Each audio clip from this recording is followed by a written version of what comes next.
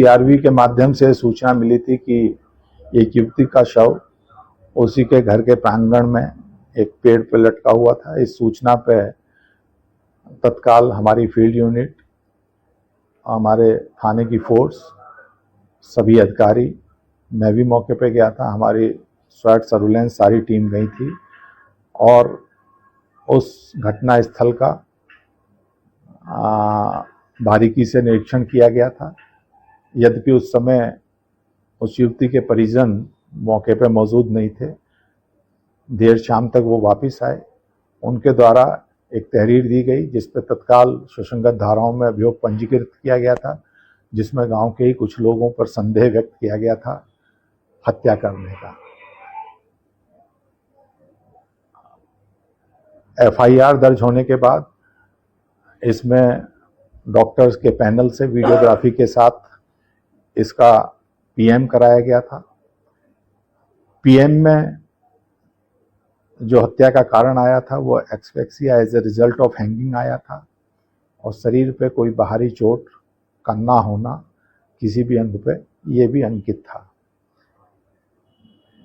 बाद में जब इसमें साक्ष्यों का संकलन किया गया, हमारे जो टेक्निकल इसमें एविडेंसेस है उनका संकलन किया गया, तो जिन लोगों पर संदेह व्यक्त किया गया था उनकी भूमिका अभी तक इसमें बहुत स्पष्ट नहीं है, बल्कि ये पूरा प्रकरण जो घटना स्थल से फोन प्राप्त हुए थे, जिन्हें परिजनों द्वारा बताया गया था कि सामान्य रूप से मृतिका के द्वारा ही उन फोनों को संचालित किया जाता था। उन फोनों की कॉल डिटेल से ऐसा प्रतीत हो रहा था कि वो 2 नंबरों पे बहुत ज़्यादा बात थी। जब उन पर और ज़्यादा डिटेल से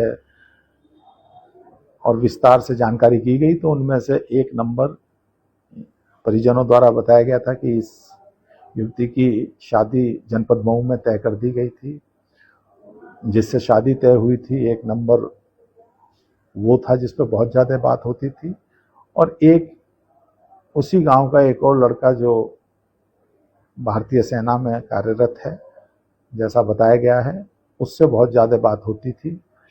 उसमें बहुत सी रिकॉर्डिंग्स प्राप्त हुई। उसके आधार पर अभी तक ऐसा प्रतीत हो रहा है कि ये घटना आत्महत्या की तरफ जो है पूरा अंकित कर रही है। यद्यपि इसमें अभी भी विवेचना चल रही है और जो परिजनों ने जितनी चीज़ें बताई थी उन सब की पुष्टि इसमें हुई है, उनकी पुष्टि की गई है और जो उन्होंने आरोप जिन लोगों पे लगाए थे उनका कोई अभी तक इन्वॉल्वमेंट साक्ष्य के आधार पर नहीं मिला है और बाकी इसमें जो भी अग्रेतर कार्रवाई होगी वो स्थानीय थाने द्वारा की जाएगी। सबसे बड़ी चीज बताइए, कैसे युवती ने आत्महत्या नहीं कर पाई? नहीं, इसका तो जैसा जब इसकी YouTube हिस्ट्री सर्च की गई इनके फ़ोन पे, तो इस तरह के वीडियो घटना कारित करने से पहले युवती द्वारा उनका अवलोकन किया गया है, जैसा कि YouTube हिस्ट्री से भी अवगत है। और जहाँ तक पीछे हाथ बंधे हैं वही मैं बताना चाह रहा हूँ। जो हाथ बंधने का जो स्टाइल है वो करीब दोनों हाथ जो बंधे हुए हैं उनमें करीब 6 या 7 इंच का अंतर है, जो सामान्य रूप से अगर कोई व्यक्ति अपना कोई और व्यक्ति अगर हाथ बांधता तो मिला के बांधता है। इसी के साथ साथ जो युवती का दुपट्टा था वो भी जहाँ से युवती हैंग हो रही थी वहीं पे बड़े करीने से एक डाली पर रखा हुआ था।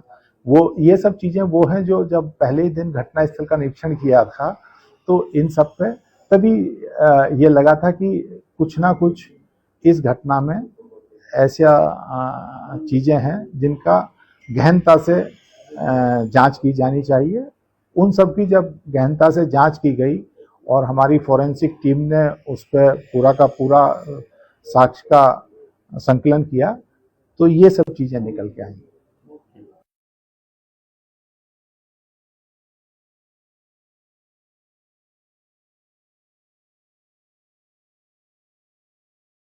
है, इसमें क्या सच्चाई है पूरी तरह से?